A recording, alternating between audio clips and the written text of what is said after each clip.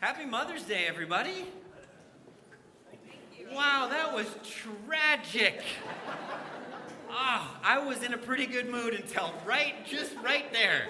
Oh my goodness. Well, everybody be quiet. Happy Mother's Day to mothers from me. Nobody else in the room feels it clearly, but to all you other mothers, happy Mother's Day. I do want to acknowledge that I realize Mother's Day it's a beautiful celebration, but it can be complex too. There's lots of people who have difficult relationships with their mothers or have lost a mother, and it can bring up a lot of feelings. And so I just hope that you understand that we recognize that there's a lot that goes on into celebrations like this. And I know even sometimes looking at somebody else and everybody's all happy and doing great, and you're feeling like I don't feel that, can even feel like pressure. So I want you to know we're thinking about you as well. So happy Mother's Day. No matter how you think about it and celebrate it or interact with it, we're really glad that you're able to be here. Also, thank you for all the donations that you gave for the garage sale.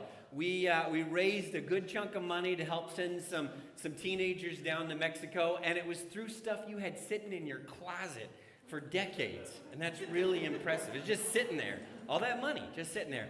I have a proposal. I've been thinking about this all weekend, and I almost did it, but I chickened out at the last minute.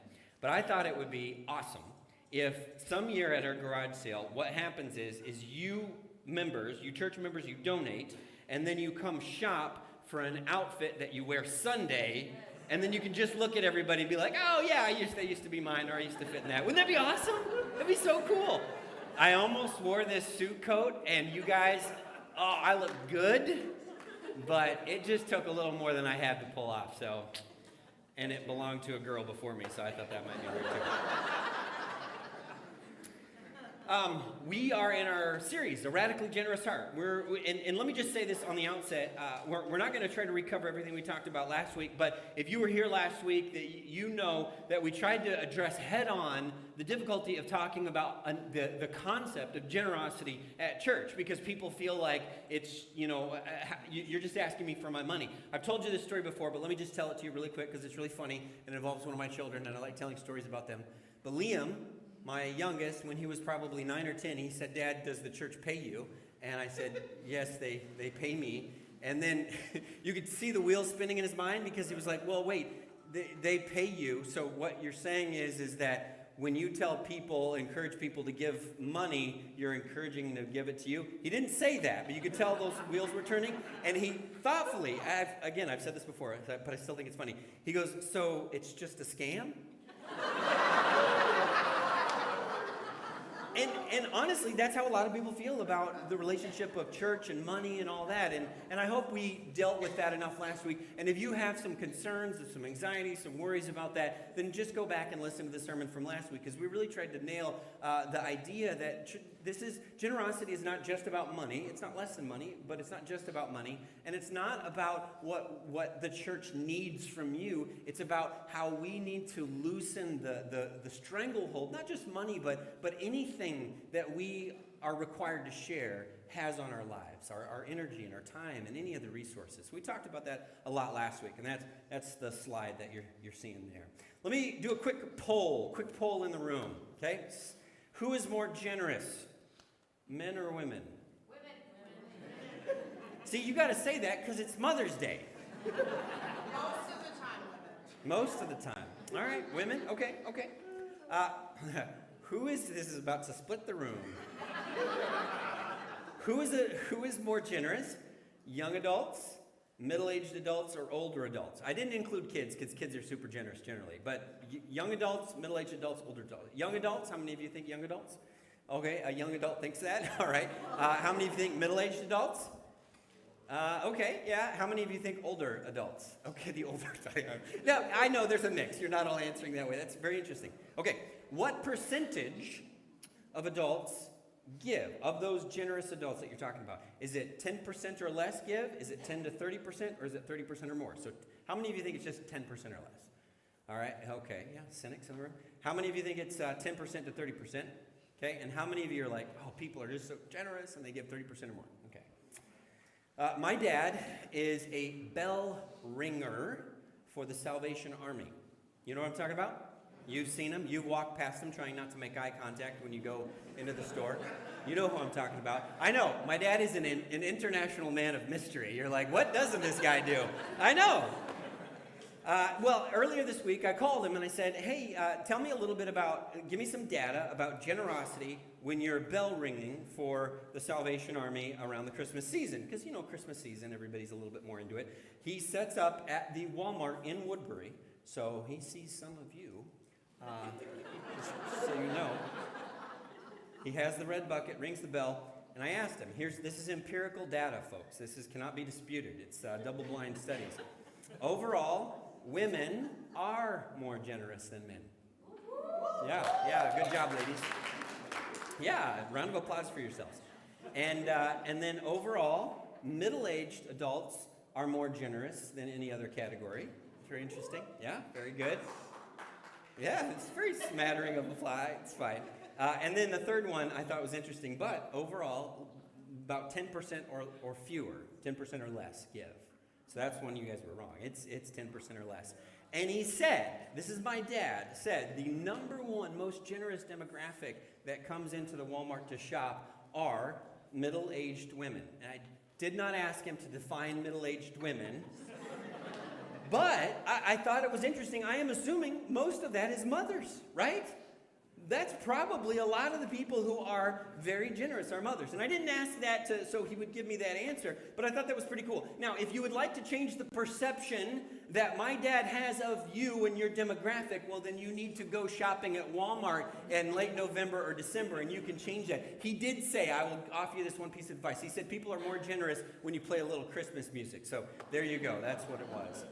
So we're in this series called Radically Generous Heart. It's not really about money or stuff or time. It's about the posture of our hearts, what the relationship our hearts have with the stuff in our lives. So it's not really about money, and that's really important that we emphasize that. It's about more than that. And it's not really about how much. It's about whether or not our generosity is radical and uncelebrated. We have radical, uncelebrated generosity.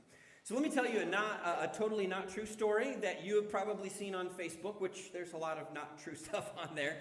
It's been passed around thousands and thousands of times. It's as if it's been shared by a doctor, and this is essentially what it says. It says, today, again, remember this is not true. Today I operated on a little girl. She needed O blood. We didn't have any, but her twin brother has O blood. I explained to him that it was a matter of life and death. He sat quietly for a moment and then said goodbye to his parents. I didn't think anything of it until after we took his blood and he asked, so, when will I die? Even that little emotion that you just had, it elicits. Even though you know that story's not true, you're still sitting there saying, oh, what a sweet young man. I wish my kids were like that, right? You're feeling that. He thought he was giving his life for hers. Thankfully, they'll both be fine. Now, this isn't true. In fact, if you look it up on Snopes or one of those debunking websites, you'll find that it actually comes from a movie from 1925. It was a scenario in a movie, and it's made its way into the Chicken Soup for the Soul books, and then eventually made its way onto Facebook. I have heard it in sermons as if it were fact, but it's not true. And the fact that it's not true is actually what I want to illustrate. He seems like such a sweet little boy. But why is this not true story? Why does it keep getting shared all over social media? Because it's admirable. We appreciate the spirit that this young child had, misunderstanding the situation, but being sacrificially generous. We love that. It's radically generous. It's amazing. It warms our hearts because we understand that radical generosity is a great thing. We understand that it's an awesome thing for us to see that in our children, right? And we don't like it when we see the other stuff in our kids. That bugs us. We love it when we see this sort of generosity. That's why we share these Facebook posts. But here's the problem. And so maybe you came last week and you felt like, yes, I want to be generous. I want to give my time and my money and my energy and my love and my grace and my forgiveness. I want to give all those things. And then you left the room where everything felt like an ideal and you went out into the real world and you realized that generosity is not all that easy to do. It's easy to idealize, but it's not easy to live out. Because what happens is, if you want to be, for example, if you want to be financially generous and you think, okay, I'm going to look for opportunities this week, that's the week that your furnace goes out. and the week that you get a flat tire, or the week that you hear rumors at the company of potential layoffs, or you realize, well, my car's getting older and I should probably set some stuff aside. Here's how this works for me. This may not be for you, although I suspect that it is. Here's how this works for me. Radical generosity is my ideal, and I love it, and I'm excited about it, and I want to be radically generous. But then I go out into the real world, and it kind of gets a rebrand, and it becomes practical generosity. Well, okay, now what should I really do? How should I really think about this? I got to get some other things taken care of, and when I can, I'll be generous. And then eventually it becomes, well, just not generosity. That's what happens to me. I'm not saying it happens to you, but I bet it does. So the question isn't, should I be generous with my time and my energy and my attention and my love and my forgiveness and all those things? The question is, how? In the real world, do I do that? Because it's easy to get inspired by something, but then in the real world, how do I go out and I be this type of person that I want to be, that God wants me to be, that I know would make me a better person? So what we're going to do this morning is we're going to look at a passage from 2 Corinthians that Justin read for us earlier that I think outlines this beautiful, intricate, sophisticated concept about how to be generous in the real world. But you have to know the background of that passage. You have to know what was happening and why Paul was writing what he did. So I'm just going to walk through just three major factors that you have to know. First of all, there was a global recession going on. Now, it wasn't the great era 1929 Black Sunday recession, but I thought maybe that would help us understand a little bit. There was a global recession happening. Everywhere in the empire, in the known world, things were bad. In fact, it's kind of cool, not that this would be anything we would want to do, but historians have unearthed copies of ancient Excel spreadsheets where accountants kept track of the price of goods and how they went up. And now, I wouldn't want to read those things, but some really smart people with time on their hands did that and then told us, hey, in the span of just a few days, goods went, they tripled all over the empire. So you were paying, $2.99 for a gallon of milk, and then a day later, you were paying $8 for a gallon of milk. That would mess you up, right? If you were just living under those circumstances. So there was this global, worldwide economic downturn. So it was like airport stadium prices, but that was everywhere. Secondly, they lived in an era where there was no safety net. There was no government funding, subsidies. There were no charities. There were no nonprofits. There was none of that. There was no opportunity where people are like, man, I am broke. I don't know what to do. And you turn yourself over to a local shelter or a food bank or a pantry or anything. There's none of that. If you didn't have a friend or a family member or a neighbor who had a little sympathy on you, you were toast. It just didn't exist. This is going to be a little bit of a surprise for us because we are built humans, and it doesn't matter if you're in this room or if you're in 21st century modern America, we have this assumption that generosity is better than not being generous, and we just think people should be generous. That was not true in the first century. The idea of generosity to strangers, believe it or not, is a Christian innovation. There's historians that have written about this. Tom Holland, not the Spider-Man Tom Holland, another guy, Tom Holland, historian, wrote a book called Dominion, talked about how Christianity just fundamentally, he's not even a Christian, fundamentally rewired the way the world worked. The presumption is that you do not be generous to strangers. So there's no safety net. Global recession, no safety net, and then in Israel, things are extra bad. A gallon of milk isn't $8 in Israel. They also have a localized famine, and so they have nothing. A gallon of milk is like $30. They have absolutely nothing. They're devastated. Now, this picture right here, if you can see it, this is a picture. This is from 1940. It's a mother. She's got 3 children, and she's got a sign that says 4 children for sale. There's a whole history on this. You can read about it, but this mom was pregnant. They were about to be evicted, and she sold her children. And the story is pretty horrific because she felt like that. Her and her husband had lost his job, felt like that was her only option. So things were really bad for people like this. Things were really bad in Israel. Really, really bad. So what happens is Paul, the apostle, the guy that wrote so much of the New Testament, he gets this bright idea. And he thinks, now, hang on. I have gone around the Mediterranean planting all these international churches. You know what would be good? I should go on a tour back to all those churches, and I should say, hey, would you guys please help out the church in Jerusalem? And I'm going to collect money. But to do that, he's got to send letters to everybody warning them that he's sending people to collect money. And so what you read in much of the New Testament is his letters where he's beginning to start this process. Certainly in the passage we're reading today, it's what's going on. So Paul is collecting famine relief for Israel. And that's what he writes about in this letter. So what do you say? What do you say in a circumstance like this? 2 Corinthians chapter 8, verse 8. And now, brothers and sisters, we want you to know about the grace that God has given the Macedonian churches. This would have been north of Corinth. The grace God has given the Macedonian churches in the midst of a very severe trial. What's the very severe trial? Global recession.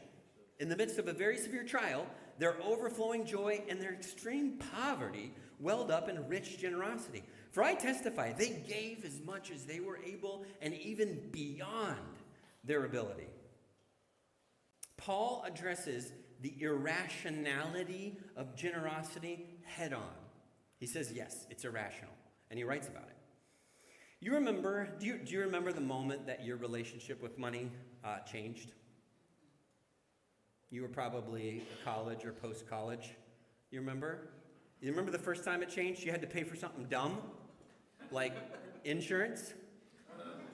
And you're like, wait, what? I'm paying hundreds of dollars for you to, what? Do nothing? Yeah, that's how it works. In case something happens. But what if nothing bad happens? That's the way it works. And you're like, you talk about a scam. This seems like a scam. Or how about the first time you paid your utility bill? You were like, whoa. Light costs money? Are you serious? That's the dumbest thing I've ever heard of. And your parents were like, yeah, that's what we've been telling you. Turn off the lights when you leave the room. It costs. Or you paid your taxes and you were like, oh, wait a second here. I don't really care about sidewalks. Why am I paying for them? I don't want any of that stuff. And it does. It just feels like, oh, man. And your relationship with money changes. One of my children recently paid for an oil change, and it scarred her. I'm serious. Like, for days. Like, are you serious? Why? This is ridiculous. It was an expensive oil change, but whatever. Your relationship with money, when it begins to change, like as you get older, it impacts all these other behaviors. So you pay attention to prices on a menu.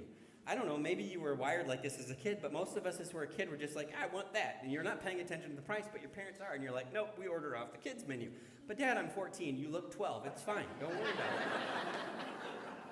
You turn off the lights when you leave a room. You realize this is why your parents would get annoyed with you when you didn't know what you wanted to eat. And so you would go to the refrigerator and you would open up the refrigerator and the freezer and you would just stand there basking in the glow and the coolness of that appliance while you decided what felt like hours and hours. What do I want to eat? And your parents are like, shut the refrigerator door. Why? Because that costs money. Oh yeah, a couple pennies. Here, I'll give you a couple pennies. But now you understand. Or why when you're walking around in your house in February in a t-shirt and shorts and you're like, hey, Dad, can you turn the heat up? And your dad's like, no, put on some pants and a sweater. Come on.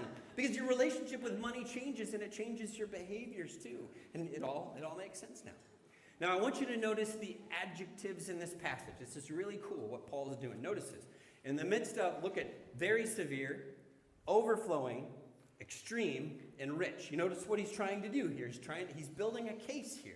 So he's saying we're not just talking about like, oh, I had some extra money lying around and so I gave it. He's trying to help them understand what generosity looks like in the real world. In very severe trials, in extreme poverty. By the way, I was thinking about this week. Poverty is kind of an interesting word. I think most of us would, either we think we are impoverished or we don't. But I don't know that we have a good definition of it. But the word in the original language it essentially means distant from wealth, which you can see it way over there, but it's not in proximity to you. And I was thinking about when I was in college, how I didn't even think about it, but some friends wanted to go to like Wendy's or Burger King, and I had to stop at the ATM and check my balance to see if I could pay for something off the dollar menu. You know what? Have you ever been there? Or have you ever paid for gasoline with change that you found in your car? That feels like you're impoverished. I remember going to like the Burger King or whatever, and I said, I got to check my debit account, my checking account, and see if I have any money. And it's a true story. I remember seeing like $4.59. That was my full savings, that's all the money I had in the world. And you would think I went back out to the car with my friends and said, sorry guys, I can't go right now. But I absolutely did not. I said, good to go. Despite the fact that in about 15 minutes, I was going to be destitute. It just absolutely does not compute. Poverty, distant from wealth. So what Paul is saying, and this is really cool, think of it, maybe you could visualize it this way. Think of it as a showdown. You've got a severe trial and extreme poverty, right? These are on one side. This is part of the decision making. And on the other side, you've got overflowing joy and rich generosity. Who is going to win out in a battle between these two? Who's going to win out in your life between extreme poverty, severe trial, overflowing joy, and rich generosity? I would love to tell you that standing up here that, when things are tight, it's no big deal. I don't sweat it. I just sit back and relax and lay in my hammock and say, God's got this. I just read Matthew chapter 6 and say, I don't worry. He cares for the sparrows. Why wouldn't he care for me? He'll provide for me my daily bread. I don't worry. No. When things get tight, you know what loses in my life? Joy and generosity lose. Almost every time. And Paul's saying that doesn't have to be the case. That doesn't have to be the case for us. That's wild. That's wild. In the Macedonian churches, it was joy and generosity that won out against poverty and trial. That's amazing. Now, some of you are you practically minded folks. You're sitting here right now, and what's going through your mind, if you're listening and you're not scrolling Facebook, what's going through your mind right now is you're thinking, okay, Patrick, yeah, all right. So what am I supposed to do? Not pay my bills so I can be generous to people? Okay, sounds real practical. Sounds like a one-way ticket to the poorhouse. What am I supposed to do? Let my kids go hungry because someone else asked for some help? What am I supposed to do? This is just not practical. Aren't I just making myself a burden to someone else? And those are fair questions. And that's how we get ourselves off the hook of generosity all the time. It's questions like that. Because we think of the most extreme situation and we say, well, I can't be generous in that extreme situation, so I guess I won't be generous at all. But look at what Paul says, and this is later in chapter 9, all the way down in verse 8 of chapter 9. He says, look, God is able to bless you abundantly, so that in all things, in all times, having all that you need, you will abound in every good work. If you are determined to be the kind of person through whom God can redistribute his wealth, God will continue to bless. That is such a hard lesson, and let me tell you, I am a person who struggles with the faith to live that way. I believe it to be true, but in the real world, I struggle with that. That God will bless me even if I let go of this thing that I'm holding on to so tightly. Radical generosity is irrational. It is. But God says, I'll take care of you. I'll take care of you. Secondly, I told a story about Liam. I didn't have the first one written down, but I have this one written down. So this is the official Liam story for the Sunday. Liam and his buddy from 2 doors down, they had a little lemonade stand out by the curb. And don't they look cute? I go out to check on them, and they said, oh, man, that guy in that truck just gave us $5. And they were charging like $1 for a glass of limeade, I guess, in this case. And now customers, when you buy lemonade from a lemonade stand on the street from a couple kids, you're not paying for quality control, right? The health department has not come and inspected anything. What you're paying is you're paying for adorableness, right? You're like, this is the cutest thing I've ever seen in my life. Here's some money, like that's what you're paying for. But I came out and I was asking the boys how they're doing, and I said, wow, that's great. That guy gave you $5. So you tried to give him change, and he just said, keep it? And both of them just stopped and they looked at each other like the concept of change did not compute. And so what they had done is this guy had given them $5 and they're like, thanks. And I mean, forced generosity, obligated generosity. By the way, let me tell you a little story because he's not here to defend himself, but Presley was managing the garage sale over the last couple days. That's why we hire a youth minister to do those sorts of things.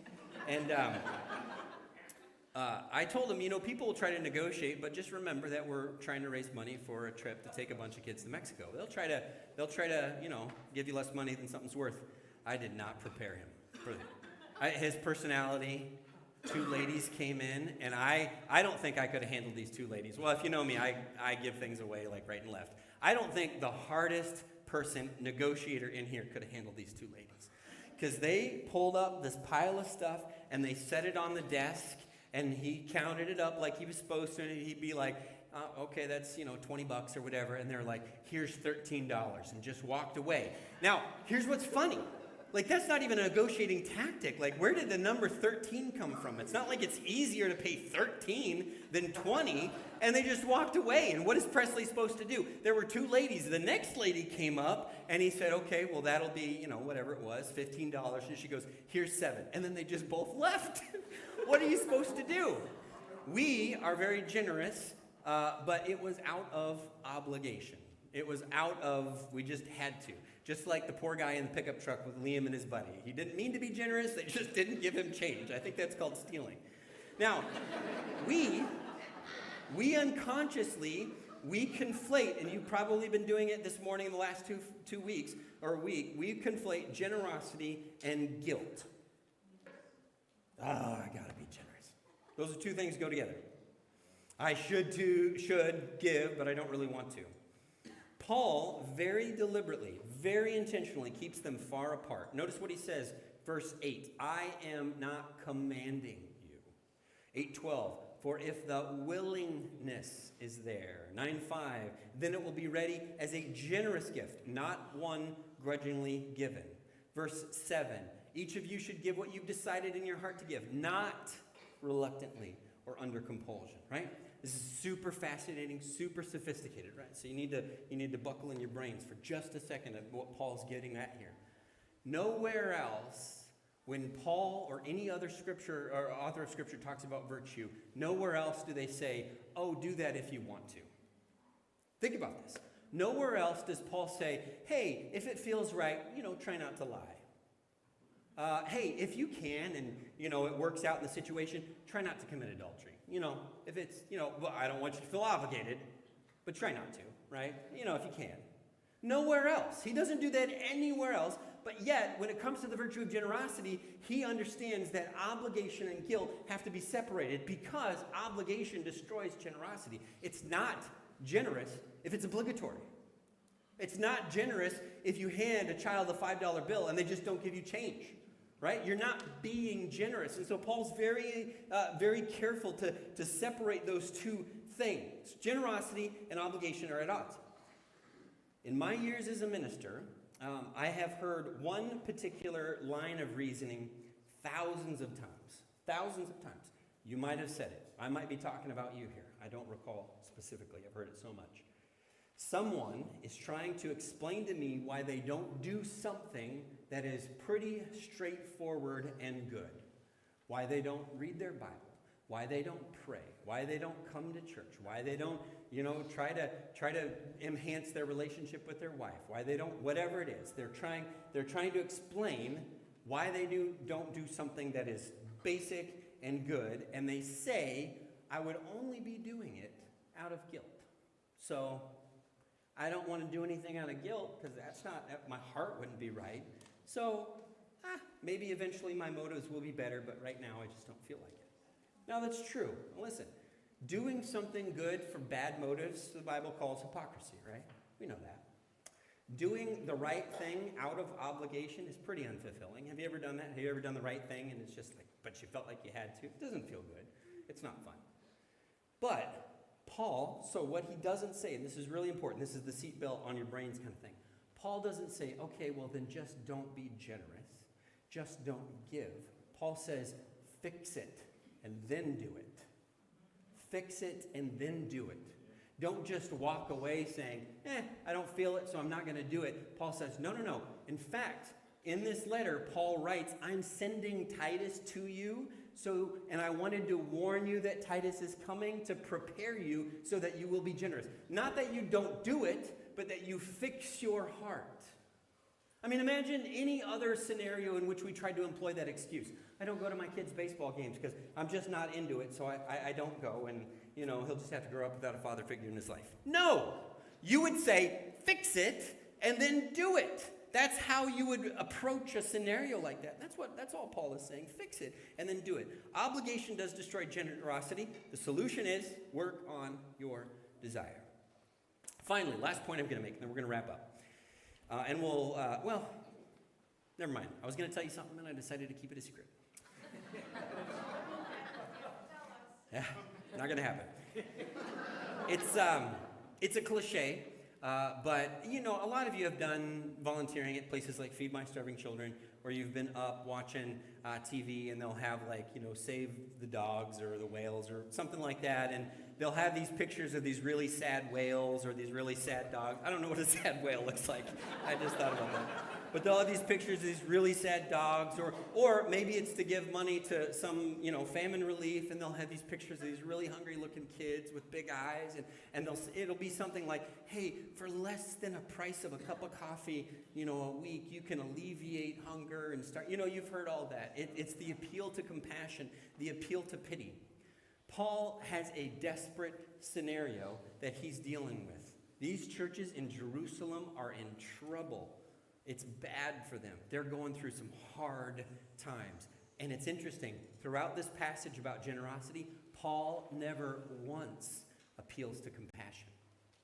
He never says, these poor people, they're eating their shoelaces for breakfast. You need to give. He never once says that. He always says, no, it's not about that. That's important, but it's about you and your heart and what's going on in your life. But we're going to wrap up with this one verse. 2 Corinthians chapter 8, verse 1. This is the very first verse that we read, and then we're going to finish. He says, and now, brothers and sisters, we want you to know about the grace that God has given the Macedonian churches. What is that grace? That grace is a heart of generosity. It was a grace for them to be generous. Why? Because Paul realized that money, stuff, selfishness had lost its stranglehold on them, and they were free to give. And that is a grace. When our relationship with our resources, what we think our resources are, changes, it's a grace. Because we live in freedom without being beholden to those things. That is a grace. That is a good thing. I don't want to dig too deeply into that because we're going to talk about that more in the future.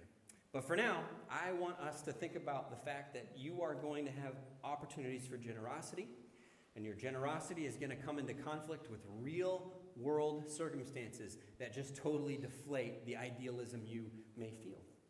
And I want you to understand that whatever circumstances you have going on in your life, your flat tires, your furnaces, your future car payments, whatever it is, none of those things are a reason to not be who God has called us to be and to live with a loose grip on the resources God has blessed us with.